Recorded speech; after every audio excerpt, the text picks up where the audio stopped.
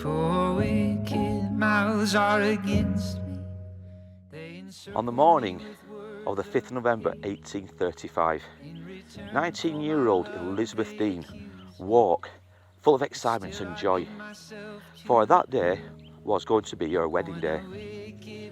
However, a tragic event would occur that following afternoon, and the legend of Lizzie Dean would be born here in the small village of Chipping. May his wife be a widow, let his children beg, seeking food far from the ruins where they live. Let strangers take what he has earned, let none extend kindness to him. Now our story today, as I said, brings us here to the small quaint village of Chipping. And we're going to retell the tale of a young lady, a 19-year-old lady by the name of Elizabeth Dean. Now, she was fondly known as Lizzie Dean in these neck of the woods. Now, Lizzie Dean, she had come from a respectable family. She had a respectable background. Everybody in the village knew her, and they all knew each other. Now, from all accounts, Lizzie had been in cahoots with a young man, roughly about the same age as her. For quite some time, Lizzie had been receiving the attention of this young man, and they'd fallen madly in love, or so Lizzie had presumed. And up until Sunday the 1st of November, Lizzie herself had no cause for any concerns. As far as she was concerned, herself and this young gentleman, like I said, were madly in love and had made all these plans to be wed here at St Bartholomew's Church in Chipping on the 5th of November. Now, on that day itself, on Thursday the 5th of November, Lizzie's dreams would be broken as church bells could be heard opposite from where she once lived with her parents. And we're going to go to that location shortly because it plays an extremely important role in this story. Now, Lizzie peered from a window and she saw her beloved pass the vows of love and fidelity to another woman. Now, this other woman has been rumoured to have been one of Lizzie's best friends. Now, the man, or the young man, who Lizzie had fallen madly in love with, from all accounts was a man called James Freeman. And he had promised Lizzie the world. And both of them, like I said, they'd planned to be married here at St Bartholomew's Church back in November 1835. Now, Lizzie, who had a friend called Elsie Trainer, it was Elsie herself, and this is the shocking part of this tale, it was Elsie who had caught the attentions of James Freeman as well. And it was Elsie and James who would break Lizzie's poor heart on that Friday afternoon. And it was around 1:30 when the bells would start ringing here at the church itself. And Lizzie, not sure what was going on, she would peer out of the windows of where she lived with her parents, and we'll go there shortly. And she would see after a short while James and Elsie leaving the church arm in arm. James had married Lizzie's best friend Elsie Trainer, and it shattered and it splintered and it broke poor Lizzie's heart to the extent where would she commit the ultimate, one would argue, sacrifice. And she would sadly take her own life in the attic of the Sun Inn where she once lived with her parents.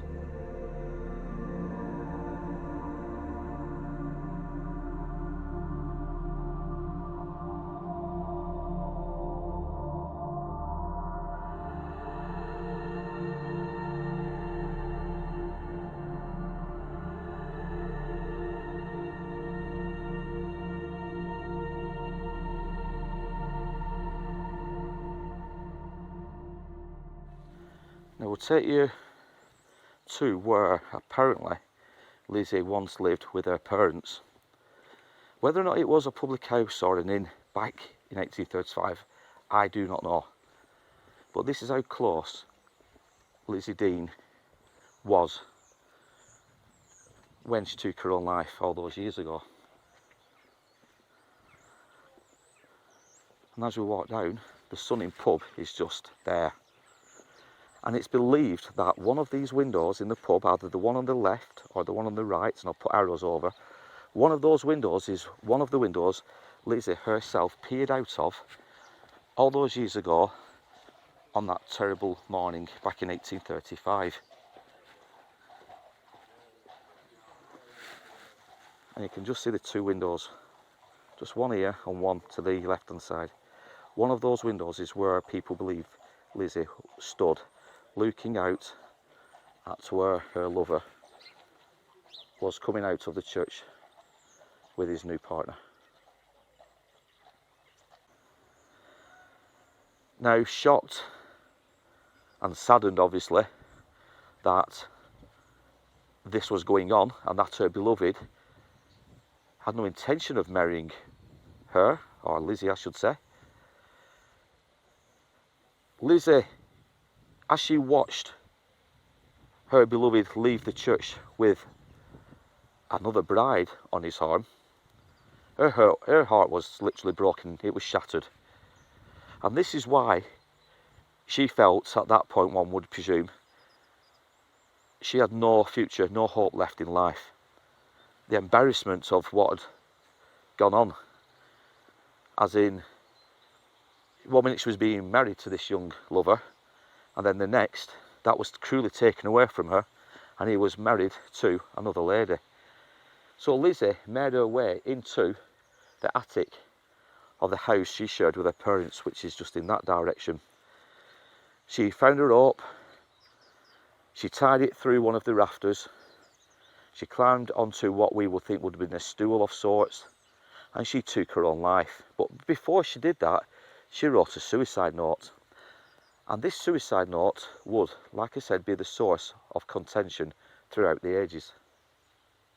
Now, many talk about the story of Lizzie Dean and the way it all ended for her, and more so when it comes to this suicide note.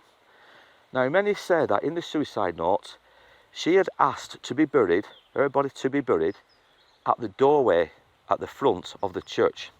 So every time her lover and her friend walked past the church, they would have to see where Lizzie herself was buried and what they had done to her, what they had forced her to do in some respects. This was Lizzie's ultimate way of getting revenge. Now, in fact, the suicide note itself, from what we've researched and what we've read, literally only asked that those that attended Lizzie's funeral would sing the verses or the words to Psalm 109. And Psalms 109 is quite condemning and hard-hitting. Now, the clergyman himself refused this to happen inside the church. However, a large contingent of mourners who came to pay their respects to poor Lizzie would still sing those words, and they would sing them just on the perimeter or the edge of the church walls, just in that direction on the outside. They encircle me with words of hate. In return for my love they accuse me, but still I give myself to pray. Appoint a wicked man against him, let an accuser stand at his right hand. When he's tried, let him come forth guilty, let his prayer be counted as sin. May his wife be a widow, let his children beg, seeking food far from the ruins where they live. Let strangers take what he has earned, let none extend kindness. So the headstone itself says, sacred to the memory of Elizabeth Dean, who departed this life November 5th, 1835, in the 20th year of her age. There is a hallowed sweetness in cherishing our remembrance of those we loved. So even though her headstone clearly says in her 20th year, we do know she was only 19 when she in fact took her life. And as you can see, many people have been here over the years putting little stones on her headstone. And this is the first time I've seen this here in the UK to such an extent. We do come across the odd headstone with the odd stone on it, but not this many. So we've got our own little stone, and we'll place that just there for poor Lizzie. For he refused to show any kindness, put the poor and the needy to death. He loved to curse, let curses come to him. He did not delight to bless. May curses soak in his body like water, like oil into his bones, like a garment wrapped around him, like a belt that he puts on. So the entrance of the church itself is just off the main road here, and the front door of the church is just here. So if you make your way up the path, this pathway here, and take a right and come down, Lizzie can be found just here, and she really is on the corner of the church. So like we were saying about this suicide note, and Liz herself wanted to be buried at the actual entrance and close to the entrance of the church, she's not quite there. She's actually on the right hand side of the church. So if you're ever in Chipping, please come down and pay your respects to poor Lizzie. It's a sad tale. It's a tale of a young girl who was madly in love, and we know for a fact that there were a kind of a love triangle, a complicated love triangle at that.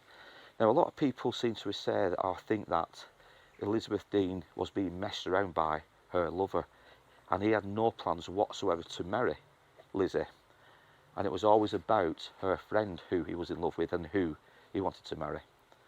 Why he would lead Elizabeth Dean on and promise her a happy life and promise to marry her, we can only guess. We can only make our own conclusions up to that. But for poor Lizzie, she was under the impression that she'd met the love of her life and he had promised her the world. She was full of excitement and joy that morning on the 5th of November. It was all shattered. It was taken away from her so cruelly, and not by another lady who she didn't know, but from all accounts somebody she did know and know very well. Now if the newspaper articles are to be correct, Elizabeth, or Lizzie, had lived with both parents. She was a respectable girl. There was a respectable family. We can only assume that it was the Sun Inn where they lived, because on the Sun Inn pub itself there is a memorial plaque, and we'll put that over this part of the video, but it says that Elizabeth, as well as her friend Elsie, were maids who worked in the pub itself. But from all accounts, so from what we've read, and I'll put newspaper over as well, Lizzie herself lived with both parents. So there's a bit of a debate as to where Lizzie lived. Was it the Sun Inn pub that she lived with her parents, or did she live somewhere else but work in the Sun Inn public house? We're not sure on that, but clearly the plaque or the memorial board outside the Sun Inn pub does indicate that she was a worker, she was a maid who worked there with Elsie Traynor.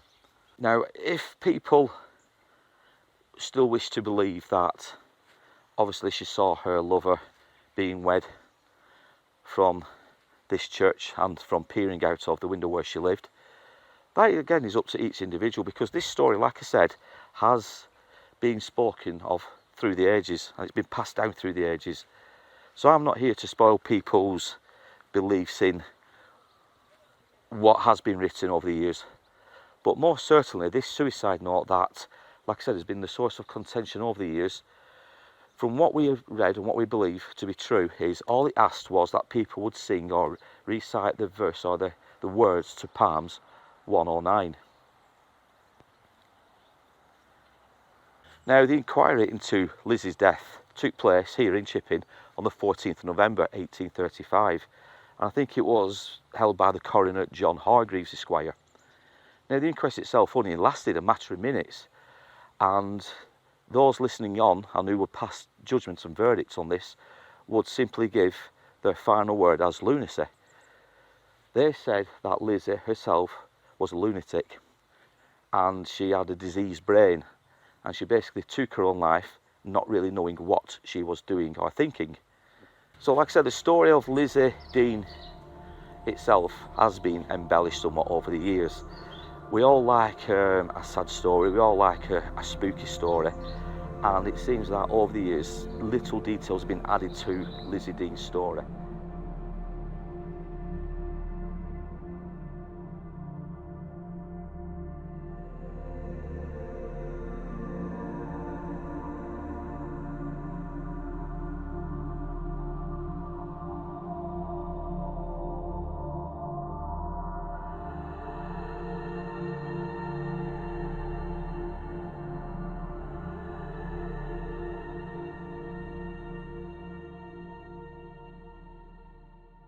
It's been said that Lizzie's body also roams Chipping, but most notably the Sun Inn public house. Even to this day, they say her spirit still roams. Whether or not you believe in ghosts, whether or not believe in tales such as that, that's up to each one of yourselves. But the story itself, it's one of sadness. It's not one of joy. It's not one of happiness in any way, shape or form. And poor Lizzie's soul, or spirit I should say, still roams this churchyard. It still roams the Sun Inn pub from all accounts. All because of a broken heart, and all because of what one man and one woman could do to her and the damage caused. So that is all from Chipping and the tragic story of Elizabeth Dean. Tell us your thoughts down below on this one. Have you heard the tale of Lizzie Dean and how she would gain the ultimate revenge on both her lover and her best friend? It's a strange tale. It's one which I can't get my head round, as in, why would a man, James himself, why would he lead her on to such an extent to believe that she would be married to him on that fateful day, only to marry somebody else? Comment down below your thoughts on that one. In the meantime, me and Vicky are going to set off to another location to do another video, so we want you to take care, look after yourselves, and we will be back soon with another tale from a dark but at times glorious past. Take care everyone.